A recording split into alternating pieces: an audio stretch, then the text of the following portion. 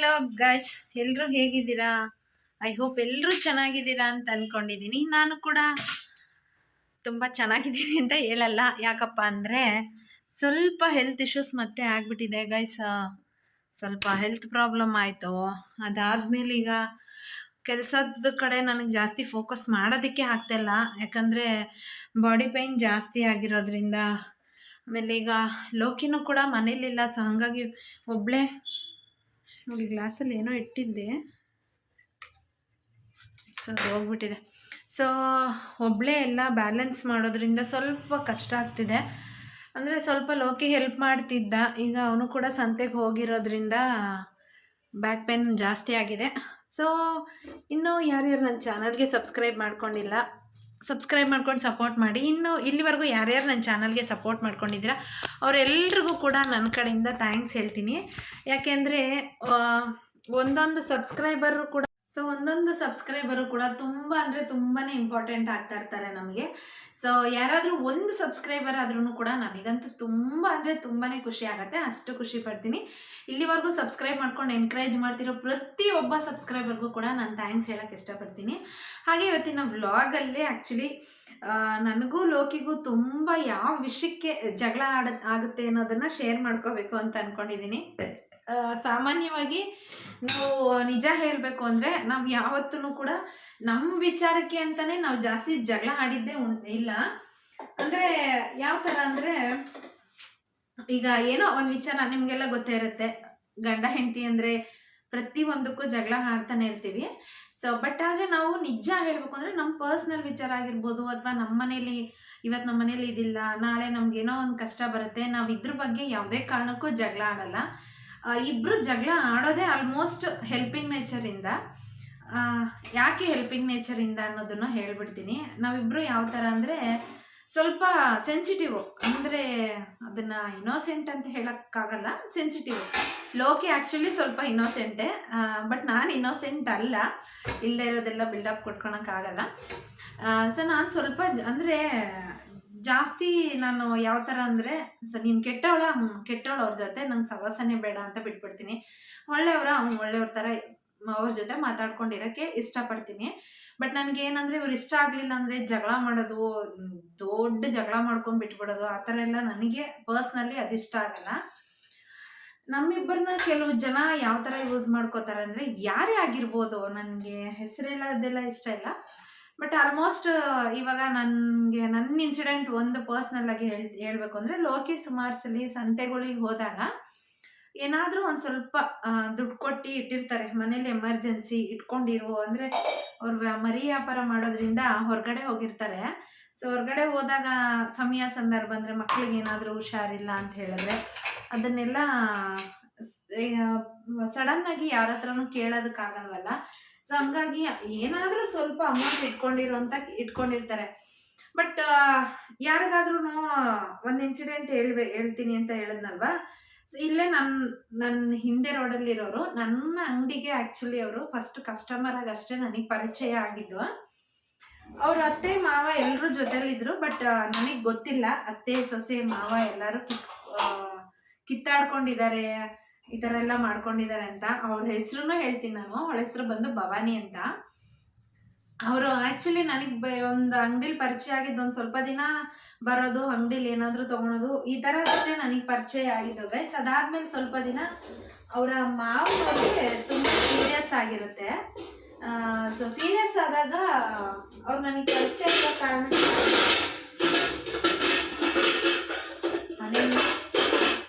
ಬೆಳಗ್ಗೆ ತೊಳೆದಿಟ್ಟಿದ್ದ ಪಾತ್ರೆ ಎಲ್ಲ ಹಂಗಂಗೆ ಇತ್ತು. ಸೊ ಹಂಗೆ ಅದನ್ನ ಎತ್ತಿಟ್ಕೊಂಡು ಬ್ಲಾಗ್ ಮಾಡ್ತಾ ಇದ್ದೆ.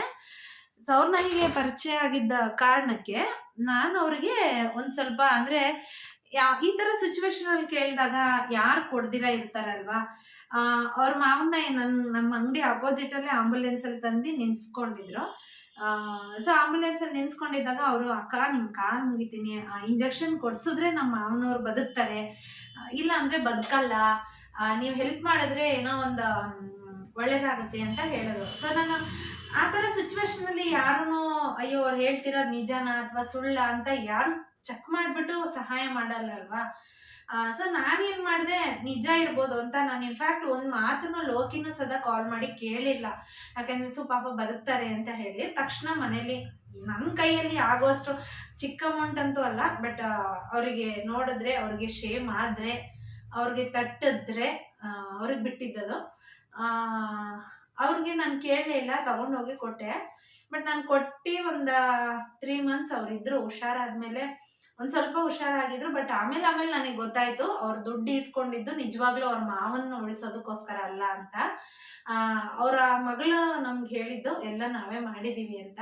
ಸೊ ಹಾಗಾಗಿ ನಾನು ಹೆಣ್ಮಕ್ಳ ಮೇಲೆ ಬ್ಲೇಮ್ ಮಾಡಕ್ ಹೋಗ್ಲಿಲ್ಲ. ಯಾಕಂದ್ರೆ ಅವ್ರ ಮಗಳು ಮಾಡಿದ್ದಾರೆ ಅಂದ್ರೆ ಇವ್ರು ಏನ್ ಮಾಡಿದ್ರು ಅನ್ನೋದು ನನಗೆ ಗೊತ್ತಿಲ್ಲ ವೈಯಕ್ತಿಕವಾಗಿ. ಸೊ ಮತ್ತೆ ಅವ್ರ ಮೇಲೆ ಮಾತಾಡ್ಸಕ್ ನನ್ಗೆ ಇಷ್ಟ ಆಗ್ದಿರ, ಸರಿ ಅಮೌಂಟ್ ಯಾವಾಗ ಕೊಡ್ತೀರಾ ಅಂತ ಕೇಳ್ತಾನೆ ಬಂದೆ. ಅವಾಗ ಆಕ್ಚುಲಿ ನಾನು ನನ್ನ ಮಗನಿಗೆ ಪ್ರೆಗ್ನೆಂಟು. ನಾನು ಏನಾದರೂ ಆ ಟೈಮಲ್ಲಿ ಪ್ರೆಗ್ನೆಂಟ್ ಅಲ್ಲ ಅಂದಿದ್ರೆ ನಿಜವಾಗ್ಲೂ ಲೋಕಿ ಹೊಡೆದಿರೋನೋ ಏನೋ ನನಗಂತೂ ಗೊತ್ತಿಲ್ಲ. ಯಾಕೆಂದ್ರೆ ಯಾವತ್ತೂ ಕೈ ಮಾಡಿಲ್ಲ. ಬಟ್ ಅಫ್ಕೋರ್ಸ್ ಅಷ್ಟು ಅಮೌಂಟ್ ಕೊಟ್ಟಿದ್ಯಾ ಅಂತ ಅಂದಾಗ ಹೊಡಿತಿದ್ರು. ಪ್ರೆಗ್ನೆಂಟ್ ಅನ್ನೋ ಕಾರಣದಕ್ಕೆ ಬಿಟ್ರು. ನಾನು 4 ತಿಂಗಳು ಗರ್ಭಿಣಿ ಇದ್ದಾಗ ನಾನು ಕೊಟ್ಟಿದ್ದು. ಸೊ ನನಗೆ 9 ತಿಂಗಳಾಯ್ತು. ಕಡೆ ಪಕ್ಷ ಅವ್ರಿಗೆ ಯಾವುದೋ ಸಂಘದಲ್ಲಿ ದುಡ್ಡು ಬಂದಿದ್ದು. ಅವಾಗ ನಾನು ರಿಟರ್ನ್ ಕೇಳಕ್ ಹೋದ್ರು, ನೀವು ಹಾಸ್ಪಿಟಲಲ್ಲಿ ಹೋಗ್ತಿರಲ್ಲ ಅಷ್ಟ್ರಲ್ಲಿ ಕೊಡ್ತೀನಿ ಅಂದ್ರು.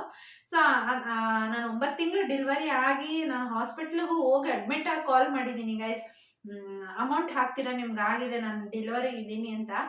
ಇವಾಗ ಹಾಕ್ಬಿಡ್ತೀನಿ ಅಂತ ಸುಳ್ಳು ಹೇಳಿ ಅವತ್ತೇ ಅವರು ಅವತ್ತು ಬೇರೆ ಸಂಘದಲ್ಲಿ ಎಲ್ಲೋ 2 ಲಕ್ಷ ದುಡ್ಡು ತಗೊಂಡು ಅವತ್ತೇ ತಕ್ಷಣ ಮನೆ ಖಾಲಿ ಮಾಡಿ ಬೆಂಗಳೂರಿಗೆ ಹೋಗಿದ್ದಾರೆ. ಅವ್ರ ಫ್ಯಾಮಿಲಿ ಎಲ್ಲ ಇಲ್ಲೇ ಇದ್ದಾರೆ. ಫ್ಯಾಮಿಲಿ ಅಂದ್ರೆ ಅವ್ರ ಅತ್ತೆ, ಅವ್ರ ನಾದಿನಿ, ಮಕ್ಕಳು ಎಲ್ಲ ಇಲ್ಲೇ ಇದ್ದಾರೆ. ಸೊ ನಾನು ಅವ್ರನ್ನ ಏನ್ ಕೇಳಕ್ಕಾಗತ್ತಲ್ವಾ, ಪಾಪ ಅವರು ಬಡವರೇ. ಬಟ್ ನಾನು ಯಾಕೆ ಅವ್ರ ಮೇಲೆ ಕೋಪ ಮಾಡ್ಕೊಂಡಿದ್ದೀನಿ ಅಂದ್ರೆ, ಹೇಳ್ಬೋದಿತ್ತು ನನಗೆ ಈ ತರ ಪರಿಸ್ಥಿತಿ ಇದೆ, ನಾನೇ ಸ್ವಂತಕ್ಕೆ ಯೂಸ್ ಮಾಡ್ಕೊಂಡಿದ್ದೀನಿ ಅಂತ. ಒಂದು ಅವ್ರ ಮಾವನ ಹೆಸರು ಹೇಳಿ ಈಸ್ಕೊಂಡಿದ್ದು ತುಂಬಾನೇ ಬೇಜಾರಾಯ್ತು. 2ನೇದು ಸುಳ್ಳು ಹೇಳಿ ತಗೊಂಡು ಒಂದು ಜೀವದ ಜೊತೆ, ಅಂದ್ರೆ ಈ ತರನು ಮನುಷ್ಯರು ಯೂಸ್ ಮಾಡ್ಕೊಂತಾರ. ಒಬ್ರು ಏನೋ ಒಂದು ಒಳ್ಳೆ ವ್ಯಕ್ತಿ ಸಿಕ್ಕಿದ್ರು ಅಂದ್ರೆ ಏನೋ ಒಂದ್ ಹೇಳಿ ಮೋಸ ಮಾಡಿ ಆ ದುಡ್ಡು ಈಸ್ಕೊಂತಾರ ಅನ್ನೋ ಲೆವೆಲ್ವರೆಗೂ ಹೋಗ್ತಾರೆ ಅಂತ ನಾನು ಅನ್ಕೊಂಡಿರ್ಲಿಲ್ಲ. ಇದೇ ವಿಚಾರಕ್ಕೆ ನಮ್ಗೆ ಆಲ್ಮೋಸ್ಟ್ ಜಗಳ ಆಗೋದು. ಸೊ ಒಂದ್ಸಲಿ ಈ ತರ ನಾನ್ ಮೋಸ ಹೋಗಿರ್ತೀನಿ, ಇನ್ನೊಂದ್ಸಲಿ ಲೋಕಿ ಹೆಂಗಪ್ಪ ಅಂತ ಹೇಳಿದ್ರೆ ಯಾರೋ ಎಲ್ಲ ಹೋಗ್ಬೇಕು ಅಂತ ಅನ್ಸಿರುತ್ತೆ. ಅವ್ರಿಗೆ ಫಸ್ಟೇ ಅಡ್ವಾನ್ಸ್ ದುಡ್ಡು ಕೊಟ್ಬಿಟ್ಟಿರ್ತಾನೆ, ಬೇಡ ನಾನ್ ಮೋಸ ಹೋಗ್ತಾನೆ ಇರ್ತೀನಿ, ನೀನು ಹಂಗೆ ಆಗ್ಬೇಡ ಅಂತ. ಇಲ್ಲ ಬಿಡು, ಅವನು ಗೊತ್ತಿರೋವನು ಆತರ ಮಾಡಲ್ಲ, ಅಮ್ಮ ಒಳ್ಳೆಯವನು, ಅವನು ಅವ್ರ ಅಮ್ಮನ ಮೇಲೆ ಆಣೆ ಇಟ್ಟಿದ್ದಾನೆ ಅಂದ್ರೆ ಅವನು ಆತರ ಮಾಡಲ್ಲ ಅನ್ನೋದನ್ನ ಹೇಳ್ತಾನೆ. ಅವನು ಫಸ್ಟೇ ಕೊಡ್ತಾರೆ, ಮತ್ತೆ ಅವರು ಕೈ ಕೊಡ್ತಾರೆ, ಮತ್ತೆ ನಾವು ದುಡ್ಡು ಹಾಕೊಂಡು ಬೇರೆ ಗಾಡಿಗೆ ಹೋಗ್ಬೇಕಾಗತ್ತೆ, ವ್ಯಾಪಾರಕ್ಕೆ ಹೋಗ್ಬೇಕಾದ್ರೆ. ಈ ತರ ಎಲ್ಲ ನಡೆದಾಗ ನನಗೆ ಅವನ ಮೇಲೆ ಕೋಪ ಬರುತ್ತೆ, ಅವನಿಗೆ ನನ್ನ ಮೇಲೆ ಕೋಪ ಬರುತ್ತೆ. ಬಟ್ ಅಫ್ಕೋರ್ಸ್ ನಾವಿಬ್ರು ತಪ್ಪು ಮಾಡಿರ್ತೀವಿ. ಜನಕ್ಕೆ ನಾನು ಏನ್ ಹೇಳಕ್ ಇಷ್ಟಪಡ್ತೀನಿ ಅಂತ ಹೇಳಿದ್ರೆ, ಒಬ್ರು ಸಹಾಯ ಮಾಡೋ ಮನಸ್ಥಿತಿಯಲ್ಲಿ ಇದ್ದಾರೆ ಅಂದ್ರೆ ಅದನ್ನ ಮಿಸ್ಯೂಸ್ ಮಾಡ್ಕೋಬಾರ್ದು. ಈ ತರ ಸುಳ್ಳು ಹೇಳಿ ಏನೋ ಒಂದ್ ಮಾಡಿ ಈಸ್ಕೊಂತೀರಾ, ಬಟ್ ಕರ್ಮ ರಿಟರ್ನ್ಸ್ ಹಾಗೆ ಆಗುತ್ತೆ. ಅದೇನು ಸಣ್ಣ ಅಮೌಂಟ್ ನನ್ನ ಪ್ರಕಾರ ಅದು ಹೇಳಕ್ ನನ್ಗೆ ಇಷ್ಟ ಇಲ್ಲ. ಯಾಕಂದ್ರೆ ಅದ್ರಲ್ಲೆಲ್ಲ ಒಂದ್ ಕಡೆ ನಮ್ಮಮ್ಮ ನನ್ಗೂ ಬೈತಾ ಇರ್ತಾರೆ, ನೀನು ಕೂಡ ಫೂಲ್ ಆಗಿದ್ಯಾ ಅಂತ. ಒಂದೊಂದ್ಸಲಿ ನನ್ನ ರಿಲೇಷನ್ ಹತ್ರ ನಾನು ಶೇರ್ ಮಾಡಿದಾಗ, ಅಥವಾ ನನ್ನ ಅಕ್ಕ ತಂಗಿದ್ದೀರ ಹತ್ರನೂ ಶೇರ್ ಮಾಡಿದಾಗ ನನಗೆ ಬೈದಿದ್ದುಂಟು. ತಪ್ಪು ನಂದೆ, ನಿನಗಾಯ್ತಾ, ಅದು ಬರುತ್ತೋ ಬರಲ್ವೋ ಅಂತ 1,000ನೋ 2,000ನೋ 5,000ನೋ ಕೊಟ್ಟು ಬಿಡ್ಬೇಕಾಗಿತ್ತು. ಇಷ್ಟೊಂದು ಅಮೌಂಟ್ ನೀನು ಯಾವ ಧೈರ್ಯದಲ್ಲಿ ಕೊಟ್ಟೆ ಅಂತ. ಬಟ್ ನನ್ಗೆ ಏನಾಯ್ತೋ ಗೊತ್ತಿಲ್ಲ, ಆ ಟೈಮಲ್ಲಿ ಆಂಬುಲೆನ್ಸ್ ಬಂದಲ್ಲಿ ನಿಂತ್ಕೊಂಡಾಗ ನನಗೆ ಸಹಾಯ ಮಾಡಲ್ಲ ಅಂತ ಹೇಳೋ ಮನಸ್ಥಿತಿಲೇ ನಾನು ಇರ್ಲಿಲ್ಲ. ಯಾಕೆಂದ್ರೆ ಅವ್ರು ಹತ್ತಿದ್ದು, ಅವ್ರು ನಾಟಕ ಮಾಡಿದ್ದು ನಿಜ ಅಂತ ಅನ್ಸ್ತಿತ್ತು. ಯಾರಪ್ಪ ಈ ಕಾಲದಲ್ಲಿ ಮಾವನಿಗೋಸ್ಕರ ಇಷ್ಟ ಹೇಳ್ತಾರೆ ಅಂತ ಈ ತರ ನಾನು ಫೂಲ್ ಆದೆ ಅಷ್ಟೇ. ಇನ್ನ ನಮ್ಮ ಮನೇಲಿ ಲೋಕಿನೂ ಅದೇ ತರ. ಈ ಸೂರ್ಯವಂಶ ಪಿಕ್ಚರ್ ಅಲ್ಲಿ ಗಂಡ ಹೆಂಡತಿ ಒಬ್ರಿಗೂ ಗೊತ್ತಿಲ್ದಿರ ದುಡ್ಡು ಹೆಂಗ್ ಖರ್ಚು ಮಾಡ್ತಾರೆ, ಸೇಮ್ ಅದೇ ರೀತಿ ನಮ್ಮ ಮನೇಲೂ ಕೂಡ. ಅಂದ್ರೆ ಕಷ್ಟಪಟ್ಟಿದ್ದ ದುಡ್ಡು ನಾನೇ ಒಬ್ರು ಕೊಟ್ಟಿದ್ರೆ ನನಗೆ ಸ್ಯಾಟಿಸ್ಫ್ಯಾಕ್ಟ್ ಇರುತ್ತೆ ಗೈಸ್. ಅಯ್ಯೋ ಇಲ್ಲ, ನಾನೊಬ್ರು ಕೊಟ್ಟಿದ್ದೀನಿ ಅನ್ನೋ ನನಗೆ ಸಮಾಧಾನ ಆದ್ರೂ ನನಗಿರುತ್ತೆ. ಬಟ್ ಈ ತರ ಮೋಸ ಮಾಡಿದಾಗ ನನಗೆ ತುಂಬಾ ಬೇಜಾರಾಗುತ್ತೆ. ಅವ್ರಿಗೆ ನಾನು ಇನ್ನೊಂದು ಏನ್ ಹೇಳಕ್ ಇಷ್ಟಪಡ್ತೀನಿ ಅಂದ್ರೆ, ಊರ್ ಬಿಟ್ಟು ಹೋಗಿರ್ಬೋದು, ಬಟ್ ಒಂದಲ್ಲ ಒಂದ್ ದಿವಸ ಇಲ್ಲಿಗೆ ಬರ್ಬೇಕು. ಎಲ್ಲ ಮಕ್ಕಳು ಎಲ್ಲ ಇಲ್ಲೇ ಇದ್ದಾರೆ, ನೋಡೋಣ ಅದೆಷ್ಟು ದಿನ ಇರ್ತಾರೆ. ಸೊ ಈ ತರ ತಿಂದಿದ್ದ ದುಡ್ಡು ಯಾವತ್ತೂ ಶಾಶ್ವತವಾಗಿ ಇರಲ್ಲ ಅವ್ರ ಹತ್ರ. ಇರ್ಲಿ, ಎಷ್ಟು ದಿನ ಇರ್ತಾರೋ ನೋಡೋಣ. ಅದೇನೋ ಅಂತಾರಲ್ಲ, ನಮ್ಮನೆ ಮಕ್ಕಳಿಗೆ ನಾವೇನು ಕೊಡಿಸ್ತೀರಾ, ಕಂಡವ್ರ ಮನೆ ಮಕ್ಳಿಗೆ ಕೊಡ್ಸಿದ್ವಿ ಅಂತ. ಬಟ್ ಆ ಥರ ಫೀಲ್ ನನಗಂತೂ ತುಂಬಾ ಅಂದ್ರೆ ತುಂಬಾ ಸಲ ಆಗಿದೆ. ಭಗವಂತ ಆದ್ರೆ ಕೈ ಬಿಟ್ಟಿಲ್ಲ ನನಗೆ. ನಾನು ಇವತ್ತು 10 ರೂಪಾಯಿ ಕಳ್ಕೊಂಡಿದ್ರೆ 20 ರೂಪಾಯಿ ದುಡಿಯೋ ಶಕ್ತಿ ಕೊಟ್ಟಿದ್ದಾನೆ. ಬಟ್ ನಾನು ಕೇಳ್ಕೊಳೋದು ಅಷ್ಟೇ, ನನಗೆ ಯಾವ ಆಸ್ತಿ ಅಂತಸ್ತು ಅಥವಾ ಬೇರೆಯವ್ರ ಆಸ್ತಿಲಿ ನನಗೆ ಆ ಆಸ್ತಿ ಬೇಕು ಈ ಆಸ್ತಿ ಬೇಕು ಅಂತ ಕೇಳಲ್ಲ. ನನ್ನ ಮಕ್ಳಿಗೆ ಒಳ್ಳೆ ವಿದ್ಯಾಭ್ಯಾಸ ಕೊಟ್ಟು ನನಗೂ ನನ್ನ ಗಂಡನಿಗೂ ದುಡಿಯೋ ಶಕ್ತಿ ಕೊಡು ಅಂತ ಕೇಳ್ಕೊತೀನಿ. ಯಾಕೆಂದರೆ ನಾವು ಚೆನ್ನಾಗಿದ್ರೆ ದುಡ್ಕೋಬೋದು, ನಾವು ಚೆನ್ನಾಗಿಲ್ಲ ಅಂದರೆ ಏನೂ ದುಡಿಯೋಕ್ಕಾಗಲ್ಲ. ಇವತ್ತು ಒಂದು ಅಷ್ಟೋ ಇಷ್ಟೋ ಹೋಗಿರ್ಬೋದು, ಅದನ್ನು ದುಡಿಯೋ ಶಕ್ತಿ ಕೊಟ್ಟರೆ ಸಾಕು ನನಗೆ. ಅವ್ರು ಲೋಕಿ ಆಗಿರ್ಬೋದು, ನಾನಾಗಿರ್ಬೋದು, ನಾವಿಬ್ಬರು ಒಂಥರ ಬ್ಯಾಲೆನ್ಸ್ಡ್ ಆಗಿ ದುಡಿತಾ ಇರ್ತೀವಿ. ಒಂದು ಕಡೆ ನಾನು ಅಂಗಡಿಲಿ ದುಡಿತೀನಿ ಅಥವಾ ಮನೇಲಿ ಏನೋ ಒಂದು ಕೆಲಸ ಮಾಡ್ತಾ ಇರ್ತೀನಿ, ಈ ಥರ ಡ್ರೆಸ್ ಸೇಲ್ ಮಾಡ್ತೀನಿ, ಸ್ಯಾರಿ ಸೇಲ್ ಮಾಡ್ತೀನಿ, ಈ ಥರ ಏನೋ ಒಂದರಲ್ಲಿ ನಾನು ಅವ್ರಿಗೆ ನನ್ನ ಕೈಯಲ್ಲಾದಷ್ಟು ನಾನು ಪ್ರಯತ್ನ ಪಡ್ತೀನಿ. ಅವನು ಪಾಪ ಹಗಲು ರಾತ್ರಿ ನಿದ್ದೆ ಇಲ್ದಿರ ಅವನು ದುಡಿತಾನೆ.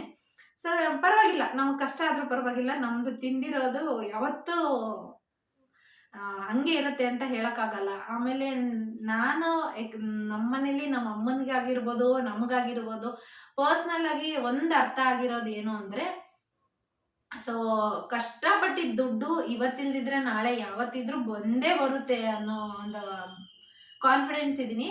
ಯಾಕೆಂದರೆ ಈ ಹಿಂದೆನೂ ಒಂದು 2-3 ಸತಿ ಹಂಗೆ ಆಗಿತ್ತು. 5-6 ವರ್ಷ ಆದಮೇಲೆ ನಮಗೆ ಮತ್ತೆ ಅದು ಬಂದಿದೆ. ಒಂದು ಸಣ್ಣ ಗೋಲ್ಡ್ ಇನ್ಸಿಡೆಂಟ್ ನಡೆದಿತ್ತು. ಅದು ನಾನು ಅಮ್ಮನ ಮನೆಗೆ ಹೋದಾಗ ಅದನ್ನು ಏನದು ಸ್ಟೋರಿ ಅನ್ನೋದನ್ನು ನಾನು ಅದನ್ನು ತೋರಿಸೇ ವ್ಲಾಗ್ ಮಾಡ್ತೀನಿ. ಯಾಕೆಂದರೆ ಕೆಲವೊಬ್ರಿಗೆ ನಾವೇನಾದರೂ ವ್ಲಾಗ್ ಮಾಡಿದಾಗ ಒಬ್ಬರು ಹೊಸದಾಗಿ ಮಾಡ್ತಿದ್ದಾರೆ, ಅವ್ರಿಗೆ ಎನ್ಕರೇಜ್ ಕೊಡೋಣ ಅನ್ನೋದಿರಲ್ಲ. ಅಂದರೆ ಅವ್ರಿಗೆ ಅನಿಸಿದ್ದವ್ರು ಹೇಳ್ಬೋದು, ಬಟ್ ಅವ್ರಿಗೊಂದು ಸಣ್ಣ ಮಾತು ನಮಗಂತೂ ತುಂಬ ಹರ್ಟ್ ಆಗುತ್ತೆ. ಒಂದೊಂದ್ಸಲಿ ಬೇಜಾರಾಗ್ಬಿಡುತ್ತೆ, ಏನು ಇದರಲ್ಲಿ ಯಾರಾದರೂ ಚೆನ್ನಾಗಿರೋರು ಅಷ್ಟೇ ಮಾಡೋಕ್ಕಾಗೋದ, ನಮ್ಮಂಥವ್ರು ಮಾಡೋದಕ್ಕಾಗಲ್ವಾ ಅನ್ನೋದು ಒಂದು ಫೀಲ್ ಆಗಿಬಿಡುತ್ತೆ. ಬಟ್ ಆದರೂ ಅದನ್ನೆಲ್ಲ ನಾವು ಏನೋ ಒಂದು ಮುಂದೆ ಬರಬೇಕು ಅಂದರೆ ಅದನ್ನೆಲ್ಲ ತಡ್ಕೊಂಡು ನಾವು ಮಾಡಲೇಬೇಕು ಅನ್ನೋ ಕಾರಣಕ್ಕೆ ಸುಮ್ಮನಿದ್ದೀನಿ. ಲೋಕಿದು ಈ ಥರ ಹಲವಾರು ಇನ್ಸಿಡೆಂಟ್ ನಡೆದಿರುತ್ತೆ. ನಾನು ಹೆಂಗೆ ಹಂಗೆ ಆ ಥರ ಕೊಟ್ಟು ಕಳ್ಕೊಂಡಿದ್ದೀನೋ, ಲೋಕಿನೂ ಹಂಗೆ. ಕಝಿನಲ್ಲಿ ಮದುವೆಗೆ ದುಡ್ಡಿಲ್ಲ ಅಂಥೇಳಿ, ಅವರು ತುಂಬ ಬಡವರು. ಬಟ್ ನಾನು ಹೇಳಿದ್ದೆ ಅವ್ರಿಗೆ, ಹಿಂಗೆ ಅವ್ರ ಮಗಳು ಮದುವೆ ಮಾಡಬೇಕಾದ್ರೆ ಓಲೆಗೂ ದುಡ್ಡಿಲ್ಲ, ಒಂದು ಜೊತೆ ಓಲೆ ಕೊಡ್ತೀನಿ ಅಂತ ಒಪ್ಕೊಂಡಿದ್ದಾರೆ ಅಂತಂದಾಗ, ಒಂದು 20,000 ರೂಪಾಯಿ ಸಹಾಯ ಮಾಡು ಲೋಕಿ, ಮಿಕ್ಕಿದವ್ರು ಅಡ್ಜಸ್ಟ್ ಮಾಡ್ಕೊಳ್ಳಿ. ಯಾಕೆಂದರೆ 20,000 ಕೊಟ್ಟಿಲ್ಲ ಅಂದ್ರೂ ತಡ್ಕೊಳೋ ಶಕ್ತಿ ಇರುತ್ತೆ, ಬಟ್ ಜಾಸ್ತಿ ಆದರೆ ಬೇಡ ಅಂತ. ನನ್ನ ಹತ್ರ ಅಂದಿದ್ದ, ಬಟ್ ಅವ್ರಿಗೆ ಕೊಟ್ಟಿರೋದು 50,000. ಅದು ಇದುವರೆಗೂ ಬಂದಿಲ್ಲ. ಕೊಡ್ತೀನಿ ಅಂತಾರೆ. ನಮ್ಮಿಬ್ಬರು ಮಧ್ಯ ಆಲ್ಮೋಸ್ಟ್ ಜಗಳ ಬರೋದೇ ಇದಕ್ಕೆ. ಸೊ ಅದೆಷ್ಟು ಇತ್ತೀಚೆಗಷ್ಟೇ ನಾವು ಅದನ್ನು ಸ್ವಲ್ಪ ಕಂಟ್ರೋಲ್ ಮಾಡ್ಕೊಂಡಿದ್ದೀವಿ. ಫುಲ್ಲು ಕಂಟ್ರೋಲ್ ಮಾಡ್ಕೊಂಡಿದ್ದೀವಿ ಅಂತ ಹೇಳಲ್ಲ. ಒಂದು 100% ನಾವು ಒಂದು 60-70% ಕಂಟ್ರೋಲ್ ಮಾಡ್ಕೊಂಡಿದ್ದೀವಿ. ಇನ್ನೊಂದು 30% ಅಷ್ಟೇ. ಯಾರಿಗಾದರೂ ಏನಾದರೂ ಕೊಡಬೇಕು ಅಂದರೆ ಇಬ್ರು ನನ್ನ ಮುಂದೆನೇ ಅವನು ಕೊಡಬೇಕು, ಅವನ ಮುಂದೆನೇ ನಾನು ಕೊಡಬೇಕು. ಆ ಥರ ಅವ್ರಿಗೆ ಏನೇ ಅರ್ಜೆಂಟ್ ಇದ್ರೂ ಅಷ್ಟೇ, ಇಲ್ಲ ನಮ್ಮ ಯಜಮಾನ್ರು ಬರಲಿ ಅಂತ ನಾನು ಹೇಳ್ತೀನಿ. ಅವ್ರಿಗೆ ಏನೇ ನೆಸೆಸಿಟಿ ಇದ್ರೂ ಪರವಾಗಿಲ್ಲ, ಅವರು ಇಲ್ಲ ನಾ ಹೊರಗಡೆ ಇದ್ದೀನಿ, ಮನೆಗೆ ಹೋಗಿ ನೋಡ್ಬಿಟ್ಟು ಕೊಡ್ತೀನಿ ಅಂತಾರೆ. ಯಾಕೆಂದರೆ ಹೊರಗಡೆ ಎಲ್ಲ ಗಂಡಸ್ರ ಹತ್ರ ಯಾರ ಹತ್ರ ಆದ್ರೂ ನನ್ನ ಹೆಂಡ್ತಿನ ಕೇಳಬೇಕು ಅಂದರೆ ಅಲ್ಲಿ ಒಂದು ಗಂಡಸಿಗೆ ಬೆಲೆ ಇರಲ್ಲ. ಸೊ ಹಾಗಾಗಿ ಹೊರಗಡೆ ಇದ್ದೀನಿ, ಮನೆಗೆ ಹೋಗಿ ನೋಡ್ಬಿಟ್ಟು ಸಹಾಯ ಮಾಡ್ತೀನಿ ಅಂತ ಅವರು ಹೇಳ್ತಾರೆ. ಅಲ್ಲಿಂದ ಬಂದು ಇಬ್ಬರು ಡಿಸ್ಕಸ್ ಮಾಡೇ ನಾವು ಸಹಾಯಕ್ಕೆ ಈಡಾಗ್ತೀವಿ. ಸೊ ಒಬ್ಬರು ಸೆನ್ಸಿಟಿವ್ ಆಗಿದ್ದಾರೆ, ಒಬ್ರು ಇನ್ನೋಸೆಂಟಿವ್ ಆಗಿದ್ದಾರೆ ಅಂದರೆ ಅವ್ರನ್ನ ಚೀಟ್ ಮಾಡೋಕ್ಕೆ ಹೋಗಬೇಡಿ. ಸಾಧ್ಯ ಆದರೆ ನಾವು ಇಷ್ಟು ಕೊಡ್ತೀವಿ ಇಷ್ಟು ಕೊಡಲ್ಲ ಅಂತ ಹೇಳಿ, ಇಲ್ವಾ? ನಾವು ಕಷ್ಟಪಟ್ಟೆ ದುಡ್ದಿರ್ತೀವಲ್ವ, ನಾವು ಇನ್ನೇನೋ ಬಡ್ಡಿಗೋ ಅಥವಾ ಇನ್ನೇನೋ ನಿಮ್ಗೆ ಇಂಟ್ರೆಸ್ಟ್ಗೋ ಕೊಟ್ಟಿರಲ್ಲ ಅಲ್ವಾ. ಈ ಥರ ಮಾಡಿದಾಗ ನಿಮಗೂ ದಕ್ಕಲ್ಲ, ಬಟ್ ನಮಗೆ ಒಂದು ಸ್ವಲ್ಪ ಕಷ್ಟ ಆಗ್ಬೋದು. ಬಟ್ ಭಗವಂತ ಅದನ್ನು ದುಡ್ಡು ಅದರಷ್ಟು ಕೊಡ್ತಾನೆ ಅನ್ನೋದೇ ನನ್ನ ಅಭಿಪ್ರಾಯ. ಇರಲಿ, ನಾನು ನನ್ನ ಗಂಡ, ನನ್ನ ಮಕ್ಕಳು, ನನ್ನ ತಾಯಿ ಮನೆಯಲ್ಲಿ ಎಲ್ಲರೂ ಕೂಡ ನಾವು ಕಷ್ಟಪಟ್ಟೆ ಮೇಲೆ ಬರ್ತಾ ಇದ್ದೀವಿ. ನೋಡೋಣ, ಕಷ್ಟಪಟ್ಟವ್ರಿಗೆ ಯಾವತ್ತೂ ಕೈ ಬಿಡಲ್ಲ ಅನ್ನೋದು ನನ್ನ ಅಭಿಪ್ರಾಯ. ಇವಾಗ್ಲಿನವರೆಗೂ ಹಂಗೆ ನಡೀತಾ ಇದೆ ಗೈಸ್. ಸೊ ಇವತ್ತಿನ ವ್ಲಾಗ್ ಇದಾಗಿತ್ತು, ನೋಡಿದ್ರಲ್ಲ. ವಿಡಿಯೋ ಇಷ್ಟ ಆಗಿದ್ರೆ ಲೈಕ್ ಮಾಡಿ, ಶೇರ್ ಮಾಡಿ. ಮತ್ತು ಇನ್ನೂ ಯಾರ್ಯಾರು ನನ್ನ ಚಾನಲ್ಗೆ ಸಬ್ಸ್ಕ್ರೈಬ್ ಆಗಿಲ್ಲ, ಸಬ್ಸ್ಕ್ರೈಬ್ ಮಾಡಿಕೊಂಡು ಸಪೋರ್ಟ್ ಮಾಡಿ ಎಲ್ಲರೂ ಅಂತ ಕೇಳ್ತಾ ಇವತ್ತಿನ ವ್ಲಾಗ್ ಇಲ್ಲಿಗೆ ಮುಗಿಸ್ತಾ ಇದ್ದೀನಿ. ಇದೇ ರೀತಿ ಸಪೋರ್ಟ್ ಮಾಡ್ತಾ ಇದ್ದೀನಿ. Bye bye, take care guys, love you all.